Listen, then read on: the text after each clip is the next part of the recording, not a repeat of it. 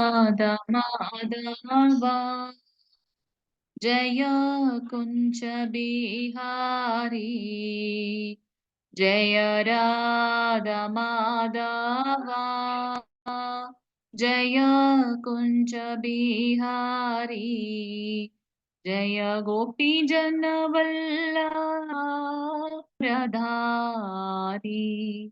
जय गोपी जनवल्लभा गिरिवरधारी यशोदनन्दन व्रज जनरञ्जन यशोदनन्दन व्रज जनरञ्जन यमुनतीरवनचारी यमुनतीरवनचारी हरे कृष्ण कृष्ण कृष्ण हरे हरे हरे राम राम राम हरे हरे हरे कृष्ण कृष्ण कृष्ण हरे हरे हरे राम राम राम हरे हरे हरे कृष्ण कृष्ण कृष्ण हरे हरे हरे राम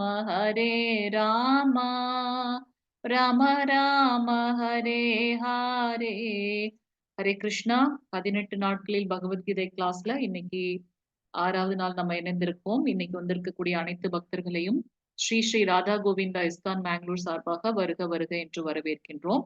நம்ம ஏற்கனவே பார்த்த மாதிரி 18 அத்தியாயங்கள் இருக்கு பகவத்கீதையில. அதுல முதல் 6 அத்தியாயங்கள் நமக்கு கர்ம யோகத்தை சொல்லி தருது. அதுல இன்னைக்கு கடைசியான அத்தியாயத்தை நம்ம பார்க்க போறோம். தியான யோகம், அதாவது அஷ்டாங்க யோகத்தை பற்றி. நேத்து அர்ஜுனன் கேட்டார் இல்லையா, செயலை துறப்பது சிறந்ததா அல்லது செயலை செய்வது சிறந்ததா? அதற்கு பகவான் சொன்னாங்க, செயலை துறப்பவனும் முக்தி அடைகின்றான், பக்தியோடு கடமைகளை செய்பவனும் முக்தி அடைகின்றான். ஆனா செயலை துறப்பதை காட்டிலும் கடமைகளை செய்பவனே பக்தியோடு கடமைகளை செய்பவன் சிறந்தவன் அப்படின்றத சொன்னார்.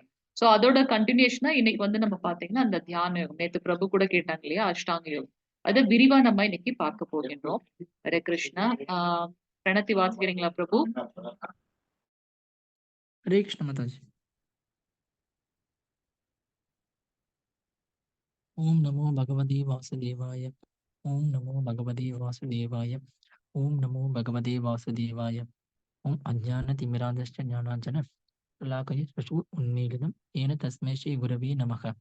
श्री चैतन्य मनोभीष्टं स्थापितं येन भूतले स्वयं रूपः कदा मह्यं तदादेस्व पदान्तिकं वन्दे अहं श्रीगुरोः श्रीयुधपदकमलं श्रीगुरुं वैष्णवाक्षत् श्रीरूपं साग्रजातं सगगण रघुनाथान्वितं तं सजीवं साद्वैतं सावधूतं परिजनसहितं कृष्णचैतन्यदेवं श्रीराधाकृष्णपादान् सगगण ललिता श्रीविशाखान्वितांश हे कृष्णा करुणा सिन्धु दीनबन्धु जगत्पते गोपेश गोपिकान्त राधाकान्ता नमोस्तुते सप्तकाञ्चन गौराङ्गी राधा वृन्दावनेश्वरी वृषभानुस्ते देवी प्रणमामि हरिप्रिये वाञ्छकल्पतरुक्षकृपाचन्द्रभ्य एव च पतितानां पावनेभ्यो वैष्णवेभ्यो नमो नमः। नमो महावदान्त्याय कृष्णप्रेमप्रदायते कृष्णाय कृष्णचैतन्यनाम्ने गौरीदशे नमः।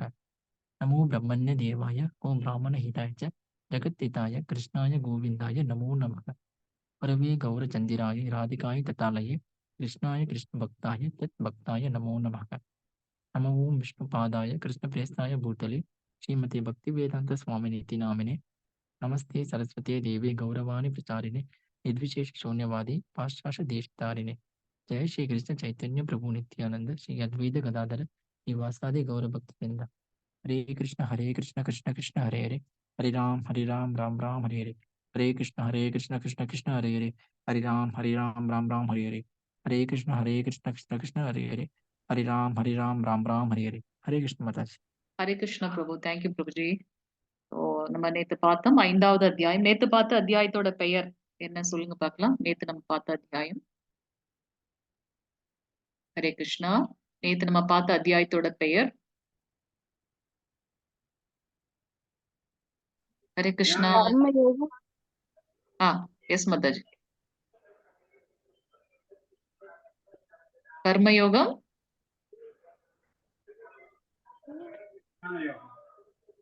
கிருஷ்ண உணர்வில் செயல், சந்நியாச யோகம் பார்த்தோம் இல்லையா? முதல் அத்தியாயத்தோட பெயர் என்ன? முதல் அத்தியாயம் சந்நியாசா அல்லது விஷாத யோகம். அர்ஜுன விஷாத யோகம். இரண்டாவது அத்தியாயத்தோட பெயர்? இரண்டாவது அத்தியாயத்தோட பெயர் சாங்கிய யோகம். சாங்கிய யோகம். ஹரே கிருஷ்ணா. மூன்றாவது அத்தியாயத்தோட பெயர் கர்மயோகம். கர்மயோகம். நான்காவது அத்தியாயம்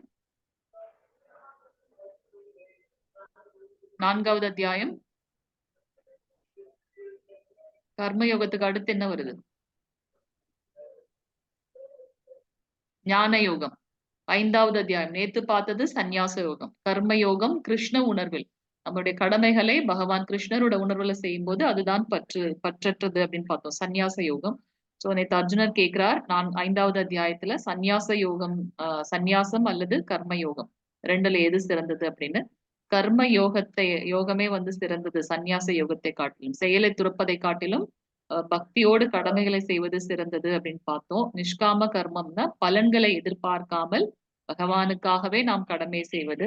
அப்ப நம்ம பகவான் மீது பூர்ண கவனத்தோட இருக்கிறதுனால நம்ம இந்த ஜடப்பற்றுதல இருந்து விடுதலை பெறலாம் அப்படின்றத பார்த்தோம். இன்னைக்கு நம்ம பார்க்கக்கூடிய அத்தியாயம் தியான யோகம். அதோட இன்னொரு பெயர் பாத்தீங்கன்னா அஷ்டாங்க யோகம் அப்படின்னு நம்ம பாக்குறோம். இதுல 47 ஸ்லோகங்கள் இருக்கு. சோ அந்த அஷ்டாங்க யோகத்தோட அந்த 8 நிலைகள் என்ன, அதுல எப்படி முன்னேறது அப்படின்றத பாக்குறோம். இந்த அஷ்டாங்க யோகம் செய்வதற்கு மனதை நாம ரொம்ப கட்டுப்பாடோட இருக்கணும். அதை ஏன் அப்படி கட்டுப்படுத்தி இருக்கணும் அப்படின்றத நம்ம பாக்குறோம். இதுலயும் அர்ஜுனன் திருப்பி கேள்வி கேட்கிறார், இதெல்லாம் ரொம்ப கஷ்டமா இருக்கே இந்த அஷ்டாங்க யோகம், இதுல நான் ட்ரை பண்ணி சப்போஸ் அதுல வெற்றி அடைய முடியல அப்படின்னாக்கா அந்த தோல்வியுற்ற யோகியோட நிலை என்னவாக இருக்கும் அப்படின்றத கேட்கிறார். அதுக்கு பகவான் சொல்றார், அதுக்கு ஆன்சர் பண்றாங்க. எல்லா இந்த யோகங்களை காட்டிலும் கர்ம யோகம், ஞான யோகம் பார்த்தோம், சந்நியாச யோகம், அதுக்கப்புறம் அஷ்டாங்க யோகம், எல்லா யோகத்திலும் மிக உயர்ந்த யோகம் பாத்தீங்கன்னா பக்தி யோகம் அப்படின்றத பகவான் கடைசியா சொல்லி முடிக்கிறாங்க. இன்னைக்கு நம்ம செஷன் உள்ள போயிடலாம். ஓம் நமோ பகவதே வாசுதேவாய. ஓம் நமோ பகவதே வாசுதேவாய. ஓம் நமோ பகவதே வாசுதேவாய. ஓம் ஸ்ரீ கிருஷ்ண பரமாத்மனே நமः. அத ஷஷ்டோऽध्यायः ஞான யோக. ஹரே கிருஷ்ணா. ஃபர்ஸ்ட் ஸ்லோகம் வாசிங்க மாதாஜி பிரபுஜி.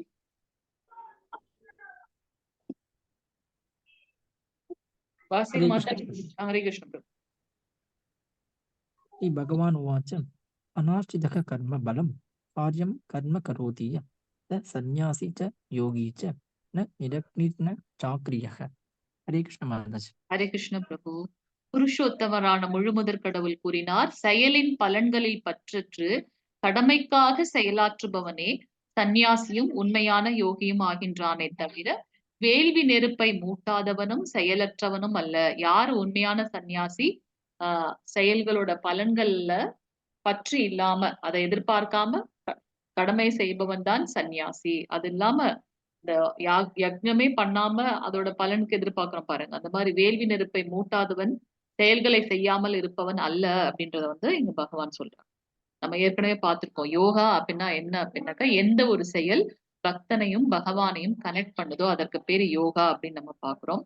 இப்ப அத பத்தின டீட்டெயிலா நம்ம பாக்குறோம். அஷ்டாங்க யோகம் 8 அஷ்ட அப்படின்னாக்க 8 விதமான அந்த யோகங்களின் மூலமாக நாம் எப்படி பகவானோட இணைய முடியும் அப்படின்றத நம்ம இங்க பார்க்கலாம்.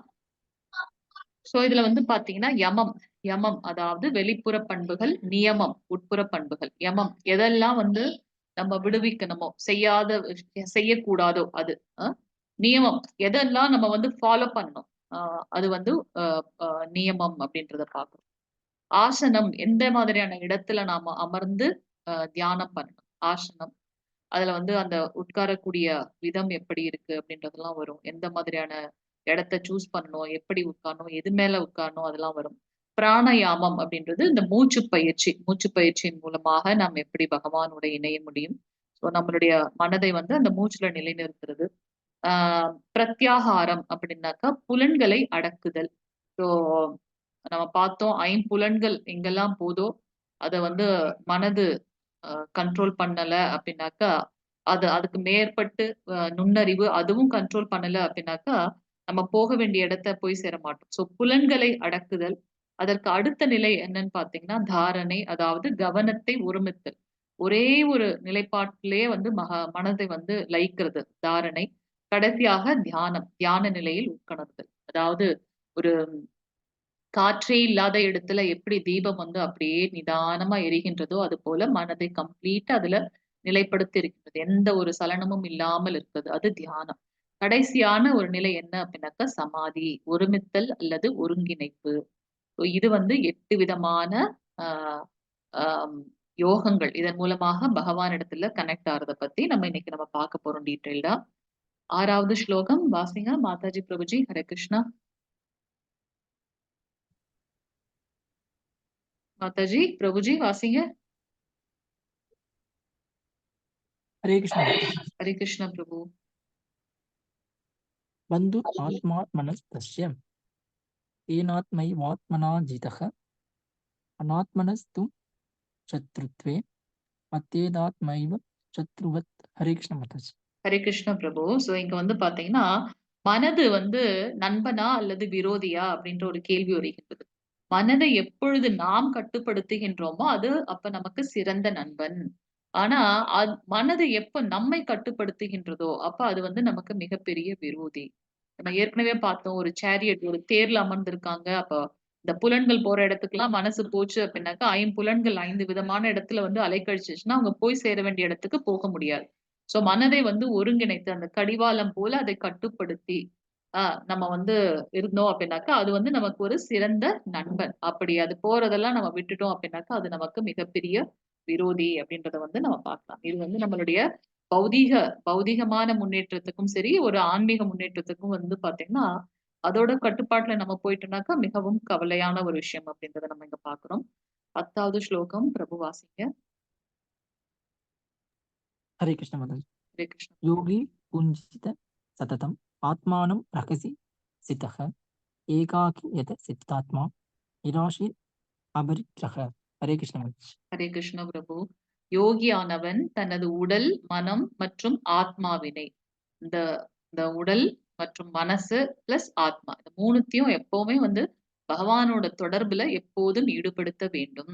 அவன் தனிமையான இடத்தில் தனியே வசித்து மனதை கவனத்துடன் எப்போதும் கட்டுப்படுத்த வேண்டும். அவன் உரிமை உணர்வுகளிலிருந்தும், ஆசைகளிலிருந்தும் விடுபட்டிருக்க வேண்டும். இது எனக்கு வேணும், இத நான் சொந்தம் கொண்டாடுறது, அந்த மாதிரியான எண்ணங்கள்ல இருந்தும், ஆசைகள்ல இருந்தும் அவங்க விடுபட்டிருந்தாலும் மட்டும் தான் மனதை கவனத்தோட அவங்க வந்து பகவானுடைய பரமனோட இதுல வந்து அவங்க ஈடுபடுத்த முடியும் அப்படின்றத பார்க்கிறோம். சோ யம அப்படின்னாக்கா அந்த புறப்பண்புகள். சோ இதெல்லாம் வந்து விட்டு இருக்கணும் அப்படின்றத நம்ம அங்க பார்க்கிறோம். ஹரே கிருஷ்ணா. பிரபுஜி ஆசனா வாசிங்க பிரபு. हरे कृष्ण माताजी।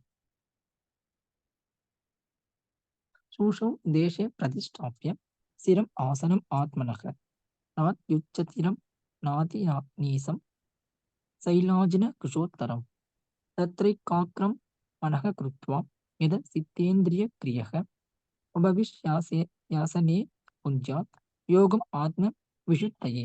हरे कृष्ण माताजी। ஹரே கிருஷ்ண பிரபு. யோகத்தை பயில தனிமையான இடத்திற்கு சென்று இப்ப அந்த ஆசனம் எப்ப நம்ம அமர்ந்திருக்கக்கூடிய அந்த இடத்தை பத்தி பார்க்க போறோம். இந்த யோகத்தை பயில்வதற்கு தனிமையான இடத்திற்கு சென்று அந்த நிலத்தில் தர்பை புல்லை பரப்பி அதனை மான் தோலாலும் மென்மையான துணியினாலும் மறைக்க வேண்டும். இதெல்லாம் இந்த கலியுகத்துல வந்து இப்ப பாசிபிளான்னு பாரு. இந்த ஆசனம் எப்படி இருக்கணும்? ரொம்ப உயரமாகவும் இருக்கக்கூடாது, மிகவும் தாழ்வாகவும் இருக்கக்கூடாது. இது வந்து பாத்தீங்கன்னா, ஒரு புனிதமான இடத்தில் அமைந்திருக்க வேண்டும்.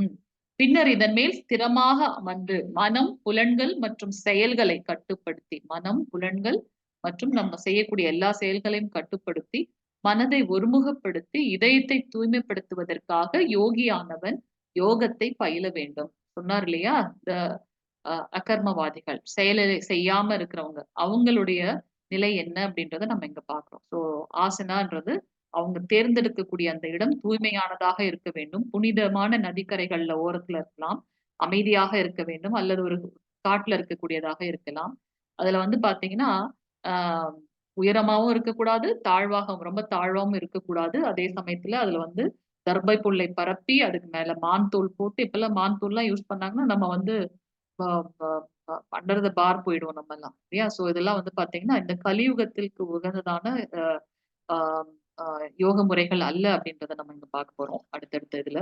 ஸோ இப்படி மனம், புலன்கள் மற்றும் செயல்களை கட்டுப்படுத்தி ஒருமுகப்படுத்துவதன் மூலமாக மனதை, இதயத்தை தூய்மைப்படுத்துவதற்காக யோகியானவன் யோகத்தை பயில வேண்டும் அப்படின்றத வந்து கிருஷ்ணர் இங்க சொல்றாங்க.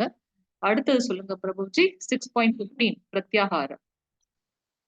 हरे कृष्ण माताजी। युञ्जन एव सदात्मानं योगी नियतमानस शान्तिं निर्वाण परमां संस्थाम् अधिगच्छति।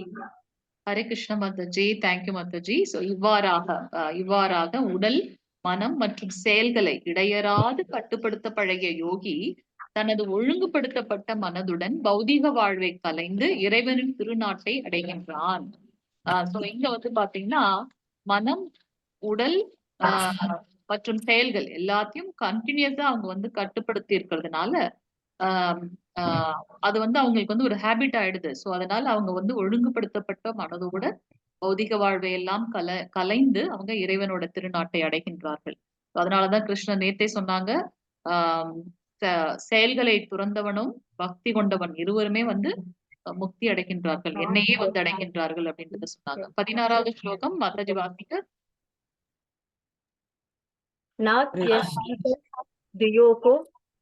अस्ति नाम सैकान्तम् अनश्नतल नासादि स्वप्न शीलश्यम जाग्रतो नैव सार्जुन। ஹரே கிருஷ்ண மாதாஜி. தேங்க்யூ மாதாஜி. அர்ஜுனா, எவனொருவன் மிக அதிகமாக அல்லது மிக குறைவாக உண்கின்றானோ, அளவுக்கு மிஞ்சினால் அமிர்தமும் நஞ்சு இல்லையா? எல்லாமே ஒரு லிமிட்ல இருக்கும்.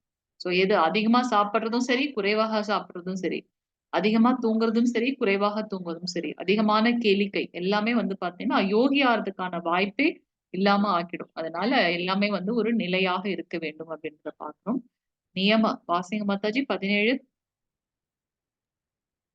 युक्ताहार विहारस्य युक्तश्रेष्ठस्य कर्मसु युक्तस्वप्नावबोधस्य योगो भवति तु ह துக்கஹா. தேங்க்யூ மாதாஜி. ஹரே கிருஷ்ணா. தேங்க்யூ மாதாஜி.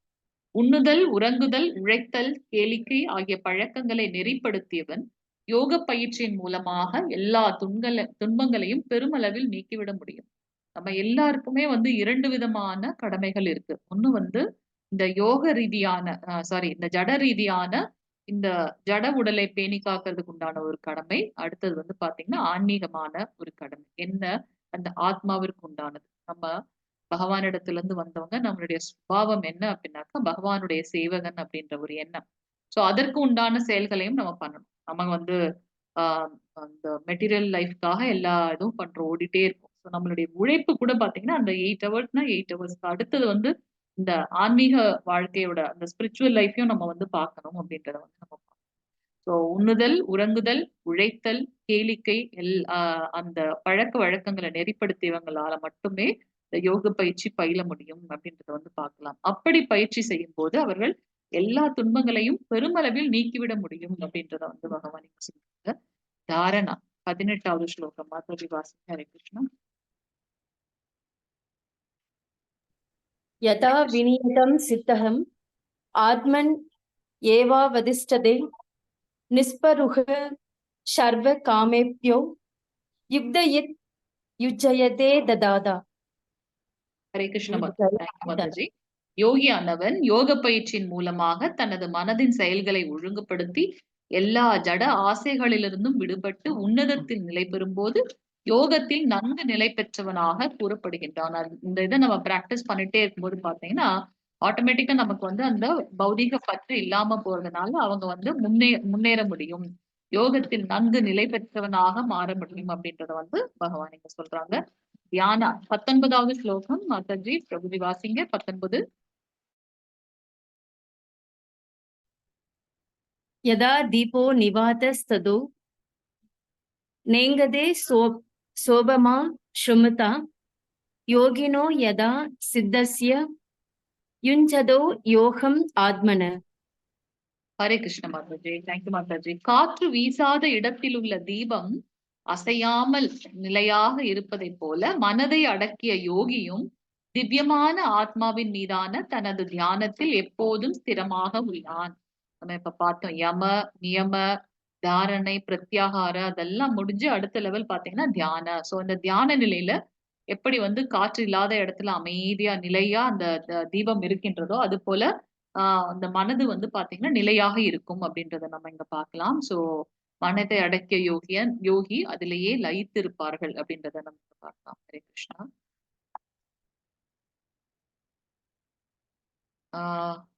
20, 23 ஸ்லோகம் 20ல இருந்து 23 வாசிங்க மாதாஜி. ஹரே கிருஷ்ணா. यतो परमते सिद्धं निरुद्धं योग सेवया यत्र सैवात्मनात्मानं पश्यन् आत्मनि दुष्यति शोकम् अद्यन्तिकं यद्दत् बुद्धिग्राह्यम् अतीन्द्रियं वेत्ति यत्र न सैवायं स्थितस्सलदद्वत् यं लब्धवा शाबरं लाभं मन्यते नादि कं तद् यस्मिन् स्थितितो न तु केन कुरुणापि विशाल्यते तद्विद्यात् दुः संयोग व्योहं योग சஞ்சிதம். தேங்க்யூ மாதாஜி. ஹரே கிருஷ்ணா. சோ இது வந்து பாத்தீங்கன்னா நம்ம இப்ப பார்த்தது சமாதி நிலை. அதோட என்ன சமாதி என்று அழைக்கப்படும் பக்குவ நிலையில் மனம் யோக பயிற்சியின் மூலமாக ஜட செயல்களிலிருந்து முழுமையாக விலக்கப்படுகின்றது. கம்ப்ளீட்டா அவங்க வந்து இந்த ஜட ரீதியான அந்த பற்று இல்லாம இருக்காங்க. தூய மனதால் தன்னை கண்டுனா என்ன, உள்ள இருக்கக்கூடிய அந்த ஆத்மாவை உணர்ந்து, எதற்கெடுத்தாலும் சாங்கிய யோகத்திலயும் நம்ம அதை பார்த்திருப்போம். தன்னுணர்வு பெற்ற ஆத்மா அப்படின்னு. சோ அந்த ஆத்ம நிலையை கண்டு தன்னில் இன்பத்தை அனுபவிப்பதற்கு ஒருவனிடம் உள்ள திறனிலிருந்து இப்பக்குவ நிலையை உணரலாம். அதை அந்த அந்த தன்னுணர்வு வரும்போது அத வந்து இந்த சமாதி நிலை அப்படின்றத பார்க்கணும். அந்த இன்ப நிலையில் அவன் திவ்யமான புலன்களின் மூலம் எல்லையற்ற திவ்யமான ஆனந்தத்தை அனுபவிக்கின்றான். சோ அந்த நிலையில அவங்களுக்கு வந்து அந்த உண்மையான ஆனந்தம் கிடைக்கின்றது. இவ்வாறு நிலை பெற்றவன் உண்மையிலிருந்து என்றும் வழுவுவதில்லை. இந்த இந்த சமாதி நிலைக்கு போனவங்க வந்து பாத்தீங்கன்னா அந்த நிலையில இருந்து எப்பவும் வீழ்வதில்லை அப்படின்றத பார்க்கணும். இதைவிட உயர்ந்த லாபம் ஏதுமில்லை என்று நினைக்கின்றான். அத்தகு நிலையில் அமைந்தவன் மாபெரும் துயரங்களுக்கு மத்தியிலும் ஒருபோதும் அசைக்கப்படுவதில்லை. நிறைய கஷ்டம் இருந்தாலும் அந்த மாதிரி ஸ்திரமா இருக்கவங்க வந்து பாத்தீங்கன்னா அவங்க அசைக்கப்படுவதில்லை அப்படின்றத நம்ம இங்க பார்க்கலாம். இந்த யோகிகளுக்கு அந்த சித்திகள் எல்லாம் வந்து அவங்க பெறாங்க இல்லையா, அந்த மாதிரி இதை நம்ம இங்க பார்க்கலாம். இங்க வந்து பாத்தீங்கன்னா அந்த ஸ்திரமாக உறுதியாக ஒரே நிலையில இருக்குது. அத எப்படின்றத நம்ம இங்க பாக்குறோம். துரோணர் வந்து பாத்தீங்கன்னா இந்த இதெல்லாம் கேட்கிறார். அர்ஜுனன் கிட்ட வந்து கிருஷ்ணன் சொல்றார் மனதை ஒருமுகப்படுத்தணும் அதெல்லாம்ட்டு. இதை கேட்ட உடனே அர்ஜுனன் வந்து கிருஷ்ணன் கிட்ட சொல்றாரு, கிருஷ்ணா நீங்க சொல்றது கரெக்ட். ஆனா வந்து மனசு ரொம்ப அலைபாயக்கூடியது, சஞ்சலமானது. காற்றை கூட ஒரு குடுவையில வந்து அடைச்சிட முடியும் போல இருக்கு. ஆனா இந்த மனசை கட்டுப்படுத்துறது வந்து மிகவும் கடினமான ஒன்று அப்படின்றது வந்து அர்ஜுனன் சொல்றாரு கிருஷ்ணன் கிட்ட. சோ அவர் எப்படிப்பட்டவருக்கு அர்ஜுனர் வந்து பாத்தீங்கன்னா 105 கௌரவர்களுக்கும் துரோணாச்சாரியர் வந்து குருவாக இருந்து எல்லா கலைகளையும் கற்றுக் கொடுக்கின்றார். அப்ப அந்த வில்வித்தையில அத்தனை பேருமே வந்து பாத்தீங்கன்னா ஒன்னொன்னு தெரியுதுன்னு சொல்லுவாங்க அவங்களோட இலக்கு. ஆனா அர்ஜுனர் பாத்தீங்கன்னா கரெக்டா அவருடைய இலக்கை வந்து நிர்ணயித்தார். அது போல திரௌபதி சுயம்பரத்திலயும் வந்து பாத்தீங்கன்னா மேல வந்து அந்த மீன் சுத்திட்டே இருக்கும். அந்த கீழே தண்ணி வச்சிருப்பாங்க. அந்த பிம்பத்தை பார்த்து கீழே இருக்க அந்த பிம்பத்தை பார்த்து அவர் வந்து அந்த மீனை வந்து குறிப்பார்த்து இது பண்ணணும், அம்பெய்தணும். அவ்வளவு ஒரு போக்கஸ்டா இருந்த அர்ஜுனன். ஏன்னா மனசு வந்து ரொம்ப ஆசிலேட்டிங் ஒண்ணு, சஞ்சலமானது ஒண்ணு. ஆனா அவரு அது கண்ட்ரோலா இருந்தாங்க. அது போல அந்த சூதுல வந்து அவங்க வந்து சூதால வீழ்ச்சி அடையும் போது கூட 12 வருடம் வனவாசம், 1 வருடம் அஜ்ஞானவாசம். அத கம்ப்ளீட்டா அவங்க ஃபாலோ பண்ணாங்க. அவ்வளவு ஒரு கண்ட்ரோலா இருந்த அர்ஜுனன், கிருஷ்ணர் கூடவே இருக்கிற அர்ஜுனன், அவரு சொல்றார், "மனதை என்னால் கட்டுப்படுத்த முடியாது போல இருக்கே கிருஷ்ணா" அப்படின்னு சொல்லி. வாசிங்க மாதாஜி 34வது ஸ்லோகம். சஞ்சலம் ஹி மன கிருஷ்ண பிரமாதி பலவத் ருடம் தஸ்யா தஸ்யாஹம் நிக்ரஹம் மன்யே வாயு இவஸ்து துஷ்கரம். தேங்க்யூ மாதாஜி. கிருஷ்ணா மனம் அமைதியற்றதும், குழப்பம் நிறைந்ததும், அடங்காததும், சக்தி வாய்ந்ததும் ஆயிற்றே. நம்ம இங்க நினைச்சு இங்க உட்கார்ந்துட்டு இருக்கோம். ஆனா கோலோக விருந்தாவனம் இப்படி இருக்குமான்னு அந்த டிஸ்கிரிப்ஷன் கேட்கும்போது நம்ம மனசு அவ்வளவு தூரம் போயிட்டு வந்துருது. கிருஷ்ணருக்கு சேவை செஞ்சுட்டு இல்லையா? சோ மனசு வந்து ரொம்ப சக்தி வாய்ந்தது. வீசும் காற்றை அடக்குவதை விட மனதை அடக்குவது கடினமாக எனக்கு தோன்றுகின்றது. யாரு சொல்றது? அர்ஜுனன். அர்ஜுனன் வந்து எவ்வளவு ஸ்திரமாக இருந்தார் அப்படின்றத பார்த்தோம். அவரோட பராக்கிரமத்தை. அப்படிப்பட்ட அர்ஜுனன் சொல்றார், மனதை கட்டுப்படுத்துவது கடினமாக இருக்கு. நம்ம ஏமாத்துறோம் இல்லையா? சோ அர்ஜுனன் மூலமாக நமக்கு இந்த ஞானத்தை பகவான் கிருஷ்ணன் அளிக்கின்றார். 35வது ஸ்லோகம் மாதாஜி வாசிங்க. ஸ்ரீ பகவான் உவாச அசம்சயம் மகாபாஹோ மனோ துர்நிகிரகம் சலம் அபியாசேன து கௌந்தேய வைராக்கியேன ச. மேம் அது எப்படி சொல்றது? குருஹ்யதே. குருஹ்யதே. தேங்க்யூ மாதாஜி. ஹரே கிருஷ்ண.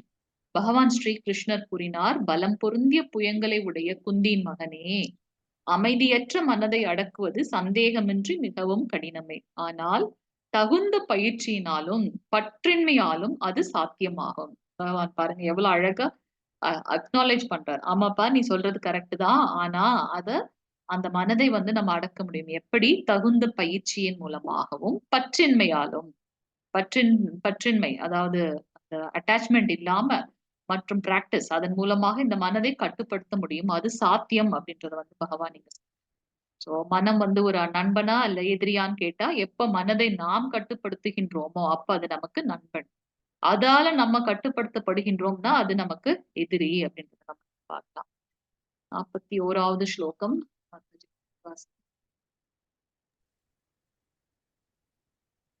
பிராப்ய புண்ணிய கிருதாம் லோகான் உஷித்வா சாஸ்வதி சமா ஸ்ரீஷியனா ஸ்ரீமதாம் கேஹி யோக பிரஷ்டோ அபிஜாயதே. ஹரே கிருஷ்ண மாதாஜி. தேங்க்யூ மாதாஜி. சோ இங்க வந்து பாத்தீங்கன்னா யோகத்தில் வெற்றி அடைய தவறும் ஒருவரின் இலக்கு என்ன அப்படின்றத வந்து கேட்கிறார். வெற்றி அடையாத யோகி புண்ணியா அப்படின்னு அர்ஜுனன் கேட்கிறார். இவ்வளவு நீங்க சொல்றீங்க இல்லையா அந்த 8 நிலைகள், நம்ம ஒரு இதையா நம்ம வந்து ப்ராக்ரஸ் ஆயிட்டே போறோம். ஆனா அதுல நான் வீழ்ச்சி அடைந்துட்டேன் அப்படின்னாக்கா, ஏதாவது ஒரு நிலையில மேபி பிராணாயாமம் நல்லா பண்ண முடிஞ்சுச்சு. ஆனா பிரத்யாகாரம், தாரணா அது பண்ண முடியல. அந்த லெவல்ல நான் வந்து வீழ்ச்சி அடைந்துட்டேன் அப்படின்னாக்கா, அந்த அந்த யோகி அந்த பண்றாங்க இல்லையா, அந்த யோகியோட நிலை என்னவாக இருக்கும் அப்படின்றத கேட்கிறார். அதற்கு கிருஷ்ணர் இங்க ஆன்சர் பண்றாங்க. வெற்றி அடையாத யோகி புண்ணிய ஆத்மாக்களின் லோகங்களில் பற்பல வருடங்கள் அனுபவித்த பின் நல்லோரின் குடும்பத்தில் அல்லது பெரும் செல்வந்தரின் குடும்பத்தில் பிறக்கின்றான். எதற்காக அந்த செல்வந்தரோட குடும்பத்துல அட்லீஸ்ட் அவங்களுக்கு அந்த அந்த நம்ம பார்த்தோம் உடல் தளம் அப்படின்னு அந்த வயிற்று பசிக்காக உழைக்க வேண்டியது இருக்காது. அது சாட்டிஸ்ஃபை ஆகுறதுனால அடுத்த லெவல்ல அவங்க வந்து பகவானுக்காக அவங்க பிராக்டிஸ் பண்ண முடியும். சோ எந்த எந்த நிலையில நம்ம வந்து தோல்வி அடைஞ்சிருக்கோமோ அந்த நிலைக்கு ஏற்றாற் போல நமக்கு அடுத்த பிறவி கிடைக்கும் அப்படின்றத பார்க்கணும். இது வந்து கண்கூடாக நம்ம பார்க்கக்கூடிய நிதர்சனம். நம்ம இதுல வந்து பாத்தீங்கன்னா அந்த 5 வயது குழந்தை கூட அழகா வந்து ஹரே கிருஷ்ண நாமம் சொல்றாங்க, பக்தி பண்றாங்க. அது எப்படி பாசிபிளா இருக்கும்? நம்ம எல்லாருக்கும் ஒரே மாதிரி தானே வரணும். ஆனா அப்படி இல்லையே. இந்த பக்தி என்பது வந்து பாத்தீங்கன்னா டிஃபரெண்ட் ஏஜ் குரூப்ல இருக்கு. சின்ன குழந்தைங்களுக்கு கூட அழகா அவங்க பக்தியோட அவங்க அவங்க பண்றத பார்த்து நமக்கு ரொம்ப ஆச்சரியமா இருக்கு. நமக்கு வயசானதுல கூட நமக்கு வரமாட்டேங்குது. இது எப்படின்னு பார்த்தீங்கன்னா, போன ஜென்மத்தில் அவர்கள் வந்து பக்தி செய்ததின் பலன், அடுத்த ஜென்மத்தில் அவங்களுக்கு கிடைச்சிருக்கு அப்படின்றத நம்ம இங்க பார்க்கலாம். நமக்கு இந்த பிறவில வந்து நம்மளுடைய அக்கவுண்ட் பேலன்ஸ் இருக்கு அப்படின்னாக்கா, இறந்து போயிட்டு அடுத்த பிறவி வந்துச்சுன்னா நமக்கு அது கிடைக்குமா? கிடைக்காது. இதுல வேணா இப்ப இந்த பிறவில நம்ம ஒரு பெரிய சர்ஜனா இருக்கலாம். ஆ நெறைய கன்சல்டேஷன் இதெல்லாம் பண்றோம். அடுத்த பிறவி வருது. எனக்கு பூர்வ ஜென்மம் வந்து ஞாபகம் வந்து 10 வயசுலயே நான் போனதுலயே வந்து கன்சல்டன்ட்டா இருந்தேன். வாங்க நான் உங்களுக்கு பார்க்குறேன்னு சொன்னா எல்லாரும் என்ன சொல்லுவாங்க? இது என்ன பைத்தியக்காரத்தனமா இருக்குன்னு சொல்லுவாங்க இல்லையா? ஆனா பக்தி அப்படி கிடையாது. பக்தி வந்து பார்த்தீங்கன்னா, நம்ம எந்த நிலையில செய்து விட்டு விடுகின்றோமோ, பகவான் ரொம்ப கருணை வாய்ந்தவர். பக்தவச்சலன், கருணாமூர்த்தி. சோ அந்த இதுலருந்து நம்மளுடைய அடுத்த பிறவில தொடரும் அப்படின்றத நம்ம இங்க பார்க்கலாம். சோ வெற்றி அடையாத யோகியோடது என்ன ஆகும் அப்படின்னாக்கா, அவங்க அடுத்த பிறவிகளில் நல்லவர்களோட குடும்பத்திலயோ அல்லது பெரும் செல்வந்தர்களோட குடும்பத்திலயோ பிறக்கின்றார்கள்.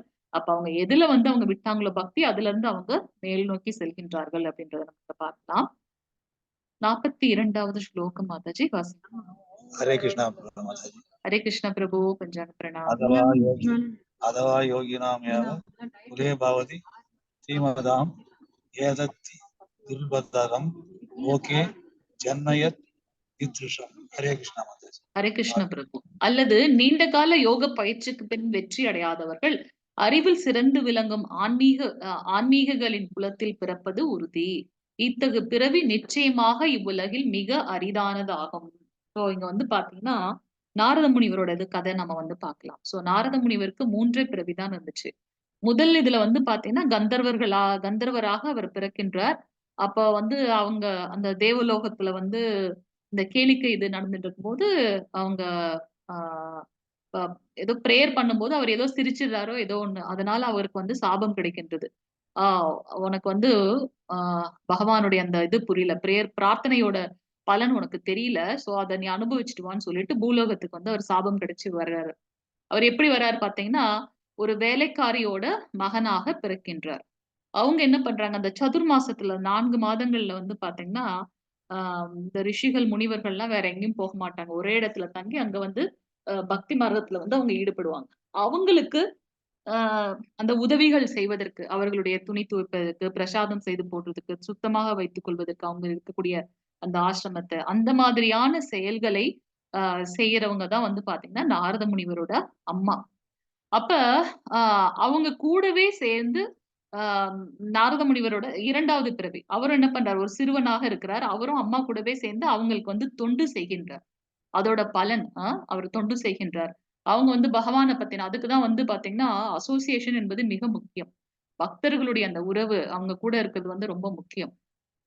நம்மளுடைய ஆன்மீகத்துல முன்னேறணும்னா, ஏபிசிடி நம்ம ஃபாலோ பண்ணணும். A for association. பக்தர்களுடைய அந்த அ அசோசியேஷன். அது B stands for Bhagavad Gita Bhagavatam. Bhagavad Gita Bhagavatam book படிக்கிறது. C stands for chanting. Hare Krishna, Krishna Krishna Hare Hare, Hare Rama, Rama Rama Hare Hare. கலியுகத்திற்கு உண்டான தர்மம் வந்து பாத்தீங்கன்னா, நாம சங்கீர்த்தனம் அப்படின்னு சொல்றாரு. So C stands for chanting. D stands for diet. டயட்ல வந்து பாத்தீங்கன்னா, பகவானுக்கு அர்ப்பணம் செய்து அந்த பிரசாதத்தை மட்டுமே எடுத்துக்கொள்வது. ஸோ இந்த ஏபிசிடியை ஃபாலோ பண்றது மிக முக்கியம். ஸோ நாரத முனிவரோட 2வது பிறவில அவர் வந்து தன் அந்த பணிவிடை செய்யக்கூடிய அவங்களுக்கு வந்து பிள்ளையாக இருக்கின்றார். அம்மா கூடவே சேர்ந்து அவரும் என்ன பண்றார், இந்த ரிஷிகளுக்கு எல்லாம் வந்து தொண்டுகள் செய்கின்றார். அவங்க வந்து பகவானுடைய லீலைகள், ரூபங்கள், அவங்களுடைய பகவத்கீதை பாகவதம் படிக்கும்போது அதெல்லாம் கேட்கிறார். அதோட பலன் என்ன ஆகுது அப்படின்னு பாத்தீங்கன்னா, எப்போதும் அவருடைய ஹரிநாமத்தை சொல்ல ஆரம்பிச்சிட்டார். அடுத்த பிறவி இம்மீடியட்டாவே அவர் வந்து நாரத முனிவராகவே இருக்கிறார் அப்படின்றத பார்க்கலாம். சோ இங்க பாத்தீங்கன்னா, நீண்ட கால யோக பயிற்சிக்கு பின் வெற்றி அடையாதவர்கள் அறிவில் சிறந்து விளங்கக்கூடிய ஆன்மீகங்களின் குலத்தில் பிறப்பது உறுதி. இத்தகு பிறவி நிச்சயமாக இவ்வுலகில் மிக அரிதானது அப்படின்றத வந்து பகவான் இங்க சொல்றாங்க. கடைசி ஸ்லோகம் 47வது ஸ்லோகம் வாசிங்க மாதாஜி பிரபுஜி. ஹரே கிருஷ்ணா. योगिनाम् अपि सर्वेषां मत्कथेनान्तरात्मना सरक्ता वान् भजते यो मां समे युक्ततमो मतः. தேங்க்யூ மாதாஜி. ஹரே கிருஷ்ணா. மேலும் எல்லா யோகிகளுக்கு மத்தியில் கரெக்டா பகவான் இன்சிஸ்ட் பண்றார். அவர் த்ரோட் இது பாத்தீங்கன்னா பக்தி யோகம் தான் சிறந்தது அப்படின்றத சொல்றார். இந்த யோகிகள் அப்படின்னு அவர் இது பண்றது யாரு, எல்லா செயல்களையும் துறந்து பகவான் மேல லயித்து தியானத்தில் அமர்ந்திருக்கக்கூடிய அந்த யோகிகள் இல்லையா, ரிஷிகள், முனிவர்கள் நம்ம சொல்றோமே. சோ இங்க அவர் என்ன சொல்றாருன்னா, எல்லா யோகிகளுக்கு மத்தியில் எவன் ஒருவன் பெரும் நம்பிக்கையுடன் எப்போதும் என்னில் நிலைத்து தன்னுள் என்னை எண்ணி எனக்கு திவ்யமான அன்பு தொண்டு புரிகின்றானோ அவனே யோகத்தில் என்னுடன் மிகவும் நெருங்கியவனும் எல்லோரை விட உயர்ந்தவனும் ஆவான். இதுவே எனது அபிப்பிராயம். இங்க வந்து பாத்தீங்கன்னா பகவான் என்ன சொல்றார், யோகிகளை காட்டிலும் பக்தன் சிறந்தவன் அப்படின்றத சொல்றாங்க. சோ நேத்து இதுலயும் அததான் இன்சிஸ்ட் பண்ணாரு. செயலை துறப்பவனை காட்டிலும் கர்ம யோகத்தில் இருப்பவன். பகவானுடைய சிந்தனையில நாம வந்து பக்தி செலுத்துறவங்க, அவங்களோட கடமையை செய்யறவங்க. சோ பக்தன் சிறந்தவன் சொல்றார். இங்க ஃபைனலா அதுதான் சொல்லி பகவான் இங்க முடிக்கின்றார்.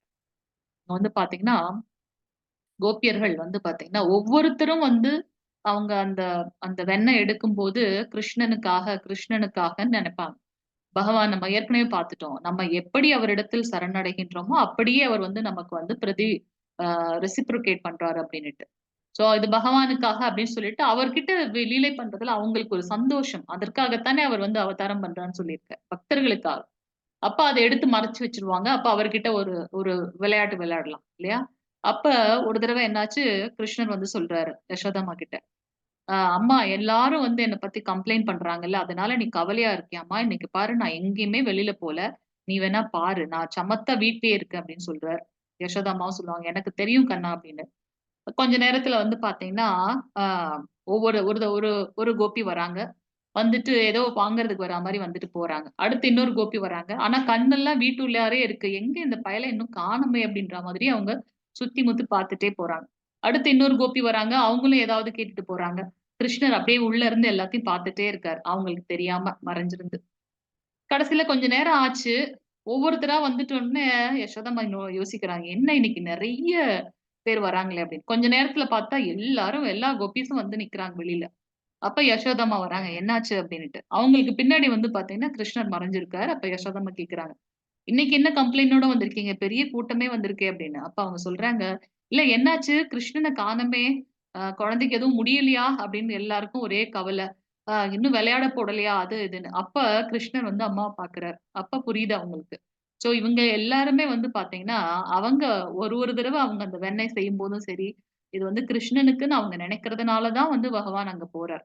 என்ன அவர் போகும்போது அவருடைய சகாக்களோட சேர்ந்து தான் போவார். எப்பவுமே வந்து பார்த்தீங்கன்னா, அவரோட அந்த அந்த பரிவார் கூட தான் அவர் வந்து போவார். இன்க்ளூடிங் குரங்கு. அப்ப வந்து கோபிகள்லாம் சொல்லுவாங்க. "நீ கிருஷ்ணன் மட்டும் வந்தா பரவால்ல. கிருஷ்ணன் கூட சேர்ந்து எல்லா பெரிய கூட்டமே வருது. அந்த குரங்கும் சேர்ந்து வருது. வந்தது மட்டுமல்லாம அது என்ன பண்ணுது? அந்த வெண்ணெயெல்லாம் சாப்பிட்டுட்டு அங்கேயே வந்து அந்த யூரின், மோஷன் எல்லாம் போறதுனால கிளீன் பண்றதுக்குலாம் எங்களுக்கு கஷ்டமா இருக்குன்னு" ஒரு பெரிய கம்ப்ளைண்டே இருக்கும். இன்னைக்கு கிருஷ்ணர் போல யார் வீட்டுக்குமே வந்து யாருமே போகல. அதையும் அவங்களால தாங்க முடியல. கோபிகளுக்கு. சோ வந்து பார்த்தீங்கன்னா, எப்பவுமே வந்து அவரு கிருஷ்ணரோட ஞாபகத்திலேயே இருப்பாங்க. கோபிகள் வந்து பேசும்போது சொல்லுவாங்க. இந்த பிரம்மதேவருக்கு கொஞ்சம் கூட வந்து பார்த்தீங்கன்னா, அந்த புத்தியே கிடையாது. ஏன் வந்து இந்த இமைய வந்து படைச்சிருக்கார் பிரம்மதேவர்? கிருஷ்ணனை எப்பவுமே பார்த்துட்டே இருக்கணும். அந்த நொடி கூட அந்த கண்ண ய அ மூடுறது கூட அவங்களுக்கு புடிக்கலையாம். சோ அப்படி ஒரு அதீதமான பக்தி கொண்டவர்கள் வந்து பார்த்தீங்கன்னா, ஆ இந்த கோபியர்கள் அப்படின்னு நம்ம பார்க்கிறோம். சோ கிருஷ்ணருக்கு வந்து அந்த கோபியர்களோட பக்தி என்ன? அதிலேயும் சிறந்த பக்தி வந்து பார்த்தீங்கன்னா, ராதாம்மாவோட அந்த பக்தி. சோ அது அது என்னவா என்ன அது? அது என்ன அப்படி அவங்களுக்கு வந்து என் மேல அந்த இது அப்படின்றத தெரிந்து கொள்ளணும்ன்றதுக்காகவே பகவான் கிருஷ்ணர் வந்து பார்த்தீங்கன்னா, சைத்தன்ய மகாபிரபுவாக அவதாரம் பண்ணார். சோ ராதாம்மாவோட அந்த மனோபாவத்தோட க அ கிருஷ்ணரோட எடுத்த அவதாரம் சைத்தன்ய மகாபிரபு. ஒரு பக்தன் பக்தி செலுத்தும்போது எப்படி அவனுடைய அந்த நிலை எப்படி இருக்கும்ன்றத உணர்ந்து கொள்ளணும்ன்றதுக்காகவே வந்து பார்த்தீங்கன்னா, பகவான் வந்து அவதாரம் பண்றாரு அப்படின்னு. இங்க அல்டிமேட்டா என்னதான் நம்ம அஷ்டாங்க நிலையில் அஷ்டாங்க யோகம் செய்தாலும், பகவானை அடைய முடியும் அப்படின்றத அவர் சொல்றார். அதை காட்டிலும் இத்தனை யோகிகளுக்கு மத்தியிலும் எவனொருவன் பெரும் நம்பிக்கையுடன் எப்போதும் என்னில் லயித்து பகவான் மேலேயே லயித்து ஆ த அ அவருக்கு திவ்யமான அன்பு தொண்டு புரிகின்றானோ, அவன்தான் யோகத்தில் என்னுடன் மிகவும் நெருங்கியவன் அப்படின்றத நம்ம பார்க்கிறோம். இரண்யகசிபு வந்து அ இரண்யகசிபு இருக்கும்போது எல்லா லோகத்தையும் அவர் ஆட்கொண்டுட்டார். யாருமே வந்து வேற எந்த நாமத்தையும் சொல்லல. இரண்யகசிபு வாழ்க வாழ்கன்னு தான் சொல்றாங்க. ஆனா, பிரகலாத் மகராஜ் வரும்போதே நாராயணா நாராயணான்னு ஹரிபக்தியோட வரார். இரண்யகசிபுக்கு புரியவே இல்ல எப்படின்ட்டு. ஏன்னா அவரு வந்து அந்த சிசுவுல இருக்கும்போது ஆ ஹிரண்யகசிபு தியானம் பண்றதுக்காக போறார். அப்ப அவங்களுடைய இந்திரலோகத்துல இருக்கவங்கலாம் இவனோட அப்பாவோட தொல்லையே தாங்க முடியல. இதுக்கு இன்னொரு குழந்தை வேற வரப்போதா, அதனால அந்த குழந்தைய கொல்லணும் அப்படின்னு வராங்க. நாரத முனிவர் வழியில மறிச்சு அந்த மாரி நீங்க பண்ணக்கூடாது அப்படின்னு சொல்லிட்டு, ஆ பிரகலாத் மகராஜரோட தாய் என்ன பண்றாரு, அவருடைய குடிலுக்கு கொண்டு போறார். எப்பவும் வந்து பகவானுடைய அந்த லீலைகளையும், கதைகளும் சொல்றார். அம்மா தூங்கிடுவா. ஆனா உள்ள இருக்க அந்த குழந்தை அந்த கதைய கேட்டுட்டே இருக்கும். அதனால அந்த குழந்தைக்கு ஆன்மீக குரு வந்து பார்த்தீங்கன்னா, நாரத ரிஷி. சோ அவர் மேல பகவான் மேல அவ்வளவு ஒரு அதீதமான இது. குருகுலம் போயிட்டு வந்ததுக்கு அப்புறமும் இரண்யகசிபு கேக்குறார், என்ன நீ படிச்சுட்டு வந்த சொல்லு அப்படின்ட்டு. அப்பவும் அவர் என்ன சொல்றார், ஹரிநாமத்தை சொல்லவும் அவருக்கு ரொம்ப கோபம் வருது. எங்கேயுமே வந்து அந்த மாதிரியான பெயர் ஏதாவது நம்ம கேட்டாதானே அதை பத்தி நம்ம சொல்ல முடியும். எல்லா இடத்துலயும் நம்ம என்னோட பெயர் தான் போகும்போது எங்க இருக்க அந்த ஹரின்றவன் யாரு, எங்க இருந்து வரான் அப்படின்னு அவனுக்கு ரொம்ப கோபம் வருது. அப்பொழுதுதான் அந்த குழந்தை எல்லா கஷ்டத்தையும் குடுக்குறார். அப்பவும் அவர் புன்முறுவலோட பகவான் இருக்கார், என்ன பார்த்துக்குவார் அப்படின்னுட்டு அந்த ஹரிநாமத்திலே லயித்து இருக்கான். அதுதான் ஒரு பக்தனோட நிலை. எப்போதும் பகவான் மேல நிலைத்து இருப்பார்கள், உறுதியோட, ஸ்திர பிரஜன். சோ கடைசியால அப்படிப்பட்ட பக்தனுக்காக பகவான் பாருங்க அந்த தூண்ல இருந்து வெளியில வர்றாரு நரசிம்மதேவர். ஏன் அப்படின்னாக்கா பக்தனோட வாக்கு வேற காப்பாத்தணும். ஏன்னா அவ ஹிரண்யகசிபு பிரம்மதேவர் கிட்ட கேக்குறாரு, எனக்கு வந்து மரணம் இல்லாத ஒரு இது வேணும், வரம் வேணும்னு. மரணத்தெல்லாம் நானே மரணத்துக்கு உட்பட்டவன் தான் சொல்லும் போது அவர் 9 விதமான அந்த கோரிக்கைகள்லாம் சொல்றார். காலையிலயும் மரணம் இருக்கக்கூடாது, நைட்டும் மரணம் இருக்கக்கூடாது, வாசலுக்கு வீட்டுக்கு உள்ளாரையும் மரணம் இருக்கக்கூடாது, வெளியில அதை தவிர்த்து வேற என்ன இருக்க முடியும். ஒண்ணு வீட்டுக்கு உள்ளார இருக்கணும், இல்லைன்னா வெளியில இருக்கணும். அவர் ரொம்ப கிரிட்டிக்கலா வந்து ரொம்ப பிரில்லியண்டா அவர் பண்றதா நினைச்சிட்டு அவளை ஒரு நிபந்தனைகள் வைக்கின்றார். ஆனா நம்ம படைச்ச பகவான் அவர் அப்ப எவ்வளவு ஒரு இதா இருப்பாரு இல்லையா. சோ சந்தியா வேலையில அந்த அவருடைய அந்த மரணம் நடக்கின்றது. உன்னால படைக்கப்பட்ட எதாலையும் எனக்கு மரணம் வரக்கூடாது அப்படின்றார். பிரம்மதேவர் தான் இதை எல்லாமே படைக்கிறார். அப்ப பிரம்மதேவரால அதை தவிர்த்து வேற என்ன இருக்க முடியும். மனுஷனாலே வரக்கூடாது, விலங்கு அதை 2 தவிர்த்து வேற என்ன இருக்க முடியும். அதனால மனிதனும் கிடையாது, விலங்கும் கிடையாது. உங்களால படைக்கப்பட்ட எந்த ஜீவராசியாலும் எனக்கு இது பண்ண முடியாது. சரி, ஜீவராசி போயிடுச்சு, மனுஷங்க எல்லாம் போயிடுச்சு, அடுத்து என்ன? எந்த ஒரு ஆயுதத்தாலும் எனக்கு வந்து மரணம் வரக்கூடாது அப்படின்னு சொல்லி கேட்கிறார். வீட்டுக்கு உள்ள இல்ல, வெளியில இல்ல, காலையிலயும் இல்ல, நைட்டும் இல்ல, உங்களால படைச்சதுல எதுவும் கிடையாது, எந்த ஆயுதத்தாலும் கிடையாது அப்படின்ட்டார். மனுஷனும் கிடையாது, விலங்கும் கிடையாது. பிரம்மதேவனும் தத்தாஸ்து ஓகே அப்படி ஆகட்டும்னு சொல்லிட்டார். பிரம்மதேவனோட வாக்கையும் காப்பாத்தணும் இல்லையா பகவான். பகவான் நம்ம வந்து அவரை மறந்தாலும் கூட பகவான் மறக்கிறதே இல்லையா பக்தனை. அதனால அவர் என்ன பண்றார், பிரம்மதேவருடைய வாக்கையும் காப்பாற்றணும். சோ அந்த அதை நிலைநாட்டுறதற்காகவே அவர் என்ன பண்றார், நரசிம்ம அவதாரம் எடுத்து வருகின்றார். மனிதனாகவும் விலங்காகவும் மிக்ஸ் பண்ணி அவருடைய நகத்துல வந்து அவர் இது பண்றார். அதே மாதிரி இன்னொரு இது சொல்றாரு, நான் வானத்திலயும் இல்ல பூமியிலயும் நான் சாகக்கூடாது. இருந்த மரணம் வந்தா ஒண்ணு மேல இருக்கணும், இல்லைன்னா கீழே இருக்கணும், அதுலயும் சாகக்கூடாதுன்னு சொல்றாரு. அதனால அந்த வாசல் படியில சந்தியா வேளையில் அந்த காலை மறைந்து இரவு ஆரம்பிக்கக்கூடிய அந்த நிலையில் மனித ரூபமாகவும் விலங்கு ரூபமாகவும் பகவானுடைய நகத்துல வந்து அவருடைய மரணம் நடக்கின்றது. அவருடைய கால்ல தான் வந்து அவரை மேலையும் போடல கீழையும் போடல, அவரோட கால்ல தான் வந்து பாத்தீங்கன்னா அவருடைய வதம் நடக்கின்றது அப்படின்றதெல்லாம் வந்து பாக்குறோம். சோ இங்க வந்து பாத்தீங்கன்னா பகவான் யோகத்தில் சிறந்தவர்களை காட்டிலும் பக்தன் தான் மிகவும் சிறந்தவன் அப்படின்னு சொல்றாரு. அவருக்காக பக்தனுக்காக பகவான் எந்த ஒரு விஷயங்களையும் செய்ய காத்திருக்கார் அப்படின்னு பாக்குறோம். ஓம் தத் சதிதி ஸ்ரீமத் பகவத்கீதாசு உபனிஷத்சு பிரம்ம வித்யாயாம் யோக சாஸ்திரே ஸ்ரீ கிருஷ்ணார்ஜுன சௌவாதே தியான யோக நாம षष्ठोऽध्यायः हरि ओम् वाञ्छकल्पतरुभ्यश्च कृपा सिन्धुभ्यैव च पतितानां पावनेभ्यो वैष्णवेभ्यो नमो नमः। अनंत कोटि वैष्णव वृंद की जय। नामाचार्य श्रील हरिदास ठाकुर की जय। जगत गुरु श्रील प्रभुपाद की जय। नित्य गौर प्रेमानंदे हरि हरि बोल। हरे कृष्णा माताजी प्रभुजी हरे कृष्णा எல்லோருக்கும் நன்றி. ஏதாவது கேள்விகள் இருந்தா கேட்கலாம். ஹரே கிருஷ்ணா மாதாஜி. ஹரே கிருஷ்ணா. ஹரே கிருஷ்ணா மாதாஜி. ஹரே கிருஷ்ணா. நிறைய குளிருங்களாங்க? நிறைய குளிராங்க. பிரபு 5ல இருக்கு பிரபு. மைனஸ்ல இருக்கா அங்க? இன்னும் மைனஸ் ஆகல, 5 டிகிரி செல்சியஸ்ல இருக்கு. நெக்ஸ்ட் மந்த் 18ஆம் தேதியில இருந்து வர்றாங்க. அயோத்தி, காசி, கயா, அலகாபாத் அதெல்லாம் பார்க்க வரோம். நீங்க அந்த இது